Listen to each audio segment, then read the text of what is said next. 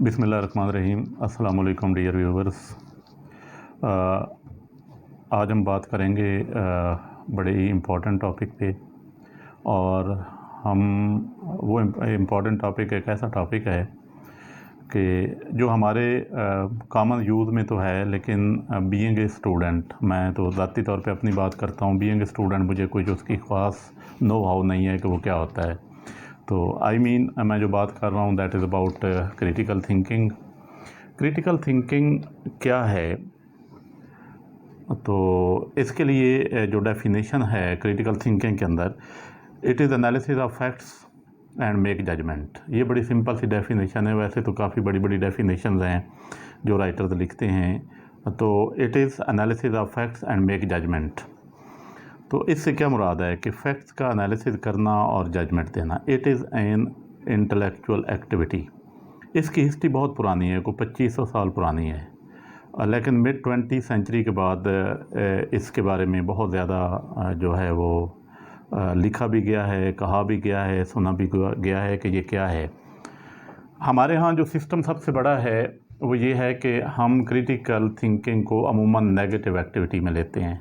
This is not negative activity. ना तो ये नेगेटिव एक्टिविटी है और ना हमें इसके बारे में ऐसा सोचना चाहिए।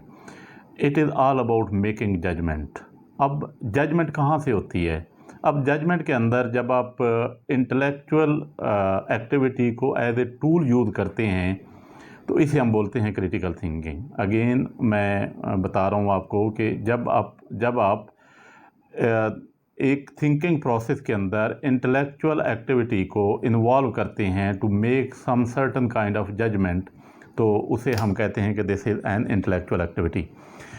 इट मीन्स कि आप स्किलफुली कंसेप्चुलाइज कर रहे हैं, चीज़ों को अप्लाई कर रहे हैं, एनालाइज कर रहे हैं, सिंथेसाइज कर रहे हैं और making some kind of information and judgement about certain problems.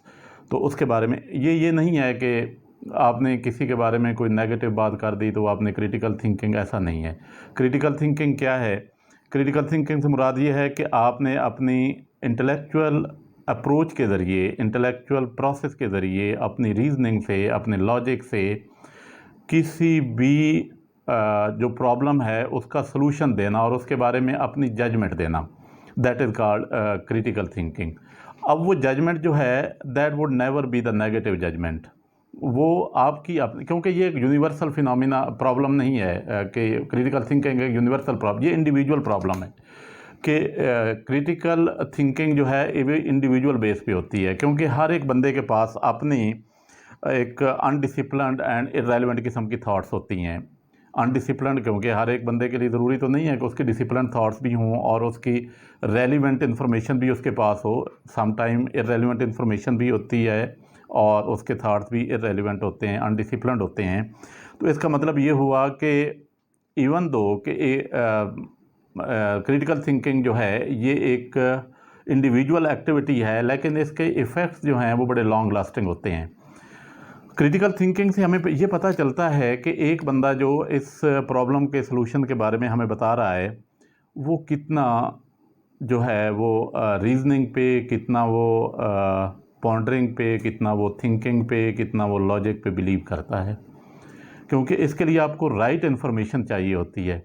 जब तक आपके पास किसी भी प्रॉब्लम की राइट इन्फॉर्मेशन नहीं होती तो आप उसके गुड और बैड होने के बारे में कुछ नहीं बता सकते। बेसिकली तो ये होता है ना कि आप किसी भी चीज़ के प्रॉज एंड कॉन्स के बारे में बताएं, लेकिन उस प्रॉज एंड कॉन्स या उसके गुड और बैड या उसकी जितनी भी चीज़ें बताने के लिए उसके पीछे आपके पास एक पूरा प्रोसेस होता है। और वो प्रोसेस होता है आपके इंटेलेक्ट, क्योंकि आपने उस प्रॉब्लम के बारे में इंटेलेक्चुअल एक्टिविटी, क्योंकि आपने उस प्रॉब्लम के बारे में एक कंप्लीट इन्फॉर्मेशन गैदर की होगी।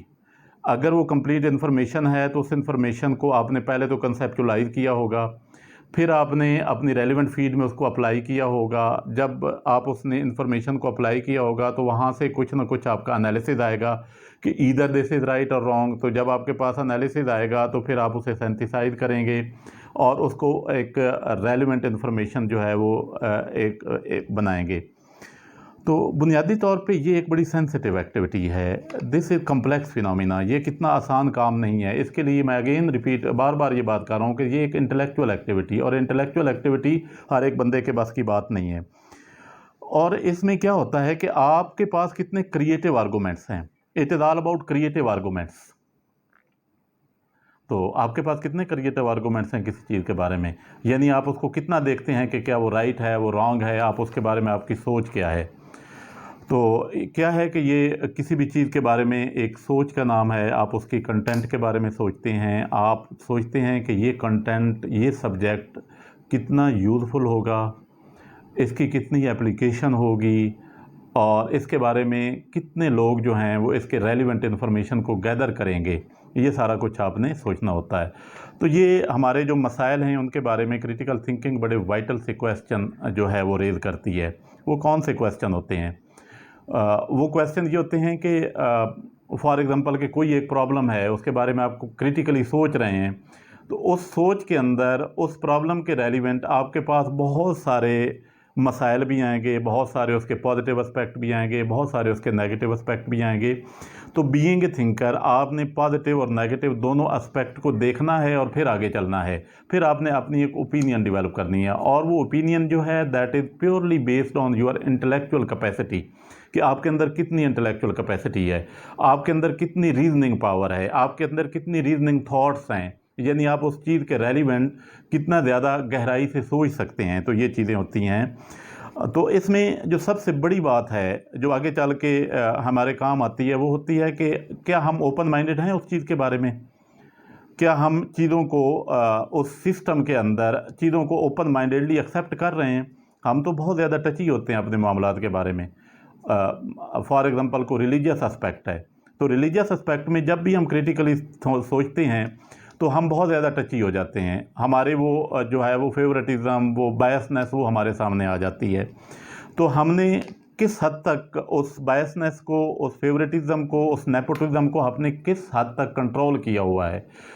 तो ये अगेन फिर वही बात आ जाती है कि हमारे अंदर कितनी इंटेलेक्चुअल कैपेसिटी है कि हमने चीज़ों को कंट्रोल किया हुआ है, चीज़ों को कर्टेल किया हुआ है।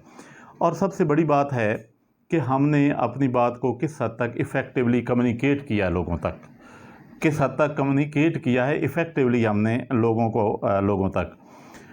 तो ये सिर्फ़ और सिर्फ ये नहीं है कि critical thinking all about the questions, it is about the right questions, कि क्या आप किसी भी चीज़ के बारे में आपकी सोच पॉजिटिव है, और पॉजिटिव जब आपकी सोच होगी तो आपके उसके बारे में राइट क्वेश्चन रेज़ करेंगे। तो राइट क्वेश्चन रेज़ करना, फिर आगे जो बात है कि आप जो आर्गूमेंट्स आपको मिल रहे हैं या आप जो आर्गूमेंट खुद से क्रिएट कर रहे हैं, क्या आप उन आर्गूमेंट्स को असेस करते हैं किसी भी चीज़ के बारे में सोचते हुए? यकीनन आप अपने आर्गूमेंट्स को खुद से असेस करोगे। अगर आप खुद से असेस करोगे तो डेफ़िनेटली बहुत सारी चीज़ें जो हैं वो हमारे सामने आएंगी। फिर जो आपने इवेलुएट किया है अपने रीजनिंग प्रोसेस को, क्योंकि ये एक प्रोसेस है, ये एक स्किल है कि आप इवेलुएट करते हैं अपने रीजनिंग प्रोसेस को, कि हम आपने कौन सी रीजनिंग पावर यूज़ किया है, कौन सा लॉजिक यूज़ किया है, कौन सा मंतिक यूज़ किया है, कौन सी बातें यूज़ की हैं। It is all about judgement and discussions.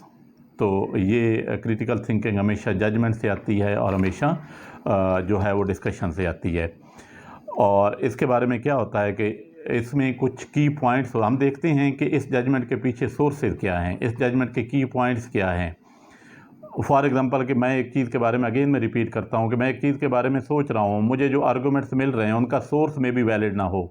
जो बातें मेरे सामने आ रही हैं, जो इन्फॉर्मेशन मैं गैदर कर रहा हूँ, उसका सोर्स क्या है, कहाँ से वो इन्फॉर्मेशन मैंने, क्या उसके सोर्स की ऑथेंटिसिटी के बारे में मुझे पता है।